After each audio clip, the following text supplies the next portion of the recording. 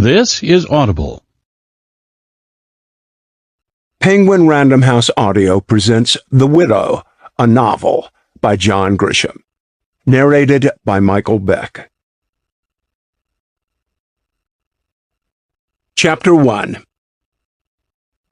The clients drawn to the quaint little law office at the corner of Main and Maple brought problems that Simon was tired of. Bankruptcies, drunk driving charges, delinquent child support, foreclosures, nickel-and-dime car wrecks, suspicious slip and falls, dubious claims of disabilities. The stock in trade of a run-of-the-mill street lawyer whose law school dreams of riches had faded so dim they were almost gone. 18 years into the grind, and Simon F. Latch, attorney and counselor, both at law, was burning out. He was weary of other people's problems. Occasionally, there was a break in the misery when an aging client needed some estate work, like an updated last will and testament.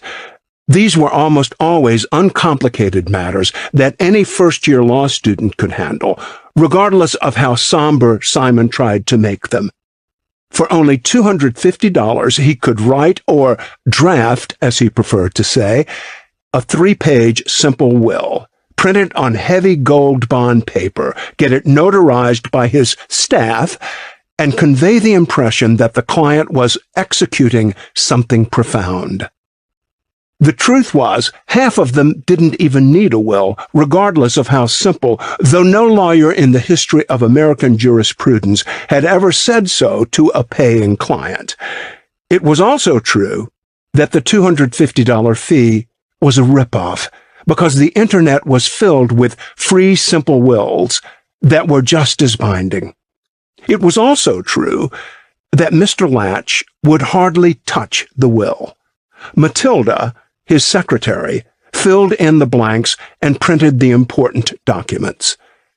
The current client was Ms. Eleanor Barnett, age 85, a widow who lived alone in a modest suburban home she and her late second husband had purchased 10 years earlier.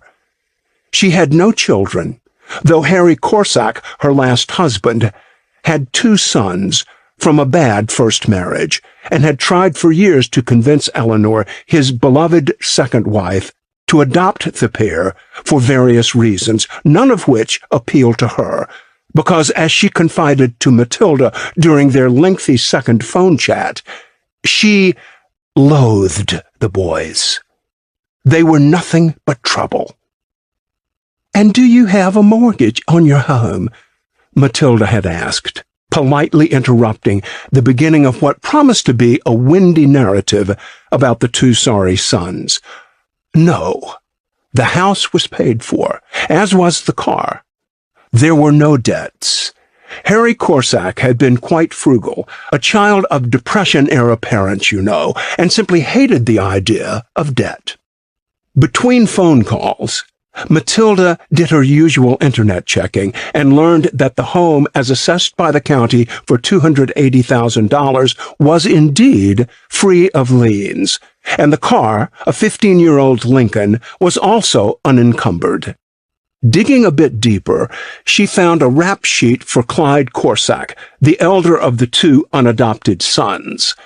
Decades earlier, he had been caught peddling cocaine and spent 4 years in prison. Ms. Barnett would not discuss any more financial matters over the phone, said she'd rather wait until her meeting with Mr. Latch. She arrived promptly at 2 p.m., dressed like a mildly affluent old lady on her way to church. Matilda had seen 1,000 of them come and go, and she sized her up immediately as she poured coffee into a fine china cup she kept around for the old gals. Most clients got paper cups. Miss Barnett walked just fine. No cane, no tottering, a good stride and nice gait, and she sat properly in a reception chair and sipped her coffee, pinky in the air, a clear sign of either good manners or a trace of snobbery. From all outward appearances, she was in good shape.